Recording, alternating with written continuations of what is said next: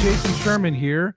In today's episode of Zero to CEO, I speak to CEO and founder of Oleson Consulting, Margie Oleson. Welcome to the show. Thanks, Jason.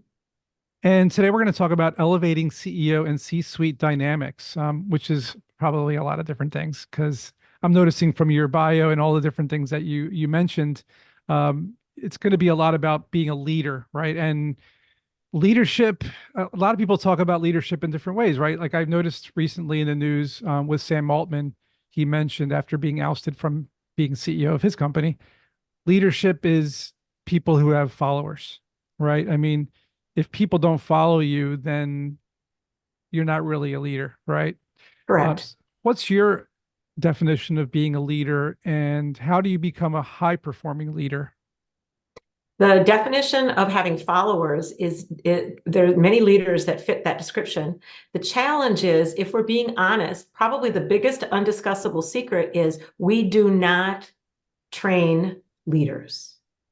We do not teach leaders to lead. We may have programs. We may ask HR for help or the organization development department, or we bring in trainers and consultants and coaches, but we are doing a slice of it and we're not looking at the whole piece.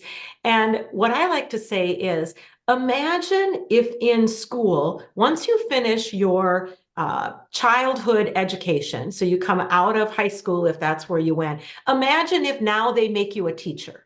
Why? Because you've just been there for years. Look how much experience you have. But we don't hire our accountants that way. And we don't hire our lawyers or our medical people or our supply chain experts.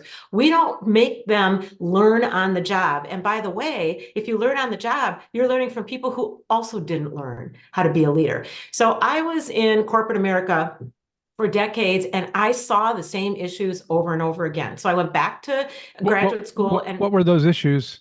so they are that followers are not following the priorities and goals that the leader has. So they might be following the leader, but they're going back to their day job or their night job and they're doing their own thing. And when it's a leadership team and you've got, let's say, 7 leaders that each represent a team in the organization, they're going back and leading them to row in a different direction.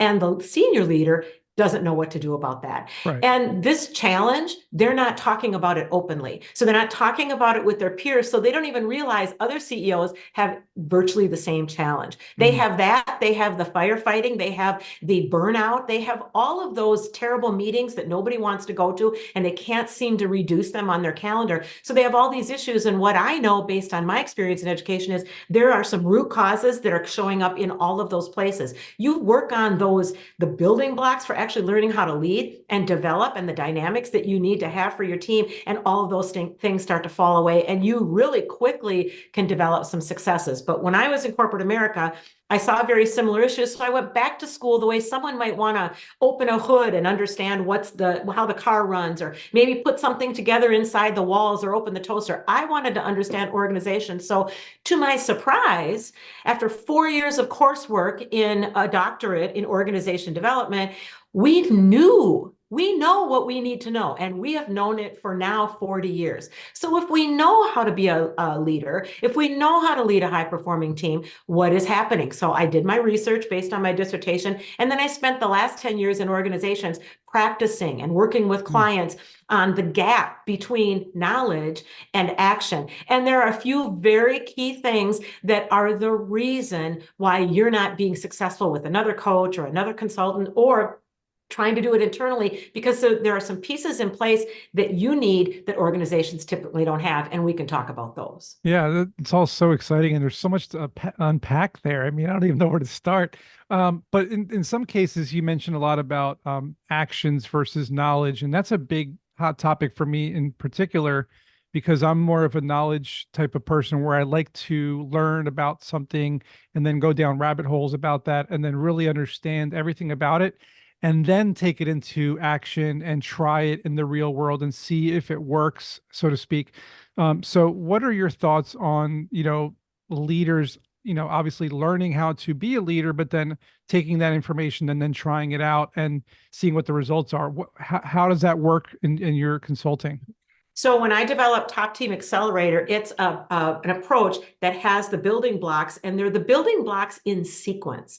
So you can be a person who likes to learn a lot of knowledge, and you can have that style, and you can have one of your colleagues or your direct reports has a very action-oriented approach, and then you just figure out together how we work best. So the first thing we do, so the 4 pillars are called teamwork, commitment, which is clarity and alignment, accountability, which is about the operations, and then performance, which is about metrics and practice.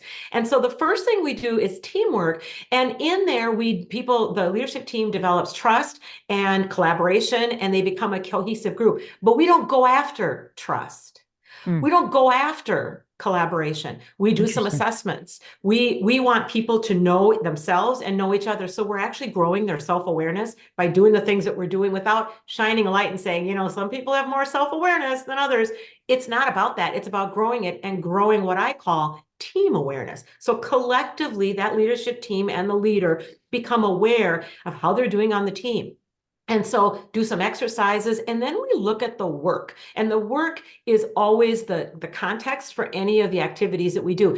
If you have if you're going off and doing a case study, if somebody's helping you, that case study is not going to help you. It might increase your knowledge about how to approach a situation, but we want to do the situations that you're doing. We just want to do those and do them in the context of some new things. And so then we look at what are the goals of the leader. So I once worked with a 4-person leadership team who spent every day together for months. They physically were side by side, they were collegial, they became friends, and they were doing this national rollout. And when I came in, and so we did a couple of activities and had an offsite, they were really shocked to find out that each of the 4 had a different view of where they were headed and what it was going to take. And Interesting. neither one of them thought that the other thought something different Isn't th- because isn't they that don't like the have that habit. first, isn't that like the first thing that you learn or you should learn about being a founder or a CEO or a team leader is to all have the same vision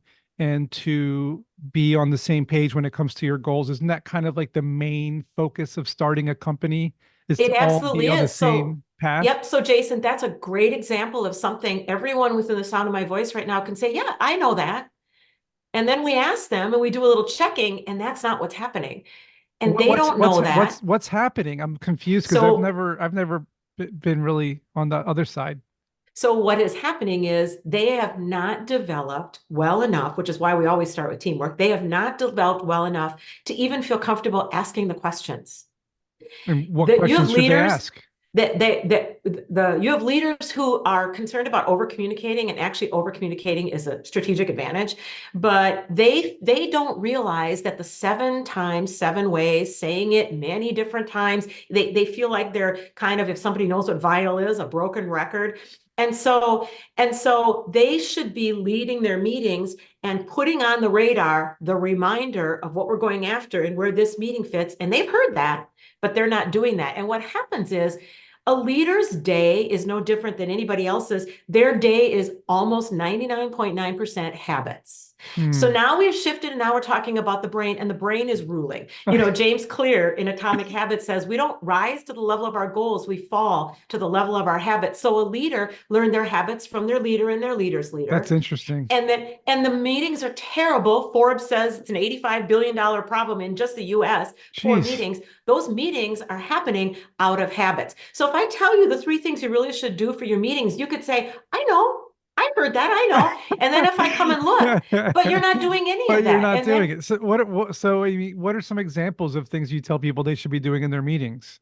number one, you need to have the right people there. So now we just hit on one of the root cause issues that you need to fix for everything. You've got people who have FOMO, the fear of missing out, and you have politics. And so you have people coming to your meetings because you can't figure out how to uninvite them.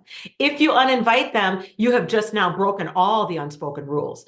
And also, the first thing we do is separate out strategy from tactics. And so you have your tactics, which are keeping the doors open and getting the operations going and going and going.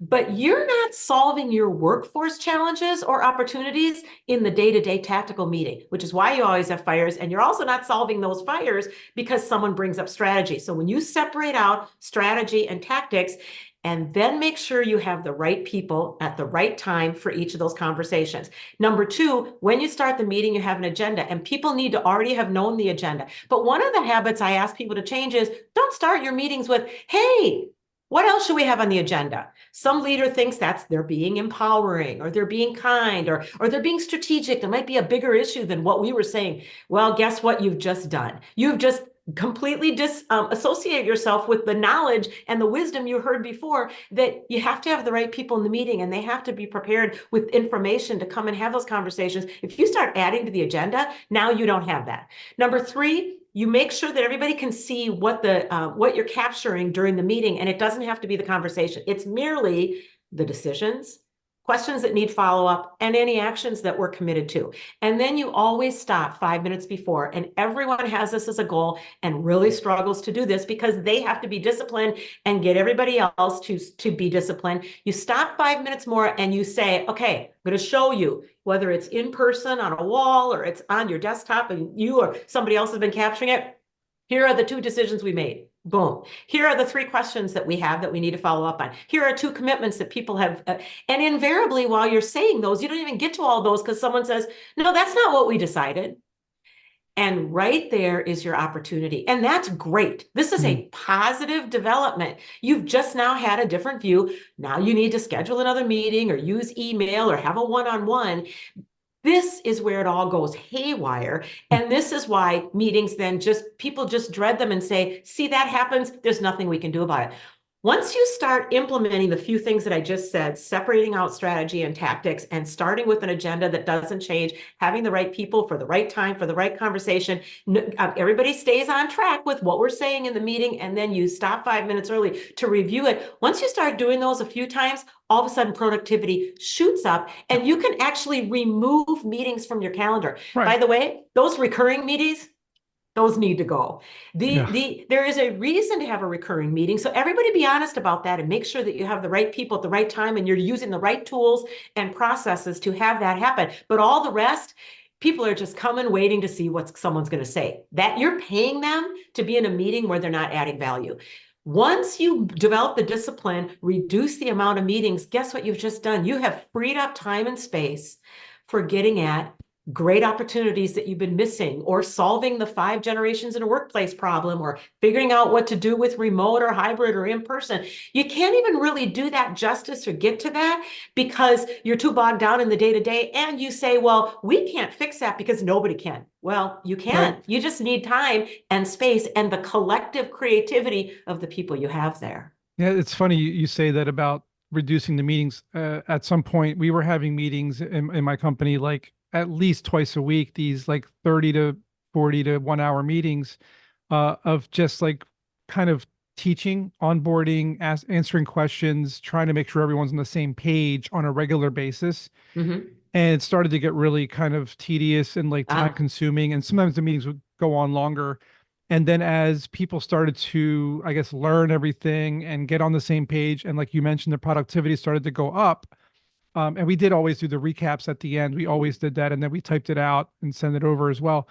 Now we don't really have any meetings. Now it's more like if somebody needs help, then I do a one-on-one. If there's a new initiative that we're launching, we definitely do a team-wide meeting, but we keep it short, 15 minutes tops, tell them the information, answer questions, and then we're done. That's like fantastic. so much And what better. I'm hearing from you is that you worked with the brain and you led your brain. So the way the brain works is you can learn all this knowledge that we're talking about, but the brain says, whatever, I am too busy keeping you alive. I am being on target for the opportunities. I'll get back to you. And then it just keeps moving. But then you go to a class and then you have a meeting about it. And then you start changing how you do your meetings. And pretty soon the brain leans in and says, fine, I will be a part of this. It sounds like this is important, and it will start to commit it to memory. It's one thing to quote unquote learn something by just being exposed to it, but you haven't committed it to memory, which they say so much of what we learn in a classroom is leaves. Not because the classroom is the problem,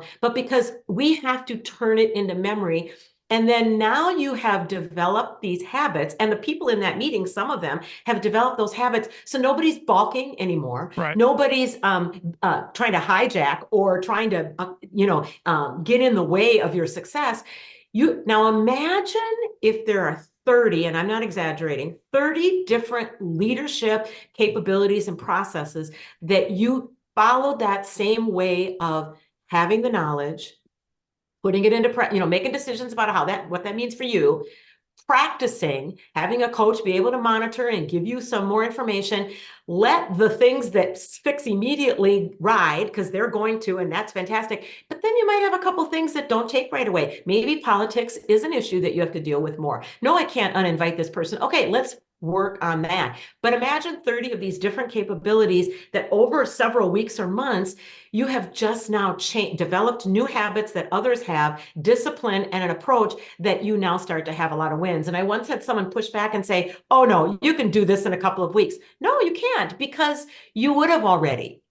Yep. You've done many things for a couple of weeks. What we're talking about is, I don't want to do any more of these changes and have them just evaporate. I don't want to compromise the integrity or the reputation of my leadership by continuing to tell my people I need to do A, B, and C, but I'm not doing it in a way that helps you actually learn it and turn it into action. Let us be disciplined about it, but use the brain the way it's designed instead of trying to fight it. Love it, Margie. That was fascinating. So much information in one episode. Where can people find out more about you online? So I'm on LinkedIn, and it's Margie Oleson, Oleson. There's a silent little E in there. And then my website is www.oleson consulting.com. Lots of free resources out there, a case study where these different pillars were brought to life. And then I do post every day on LinkedIn, free resources, articles, and videos, so you can get a lot more information about this work. Awesome. Thanks, Margie. Hope you guys learned something. Olson-consulting.com for more information, and we'll see you guys in the next episode.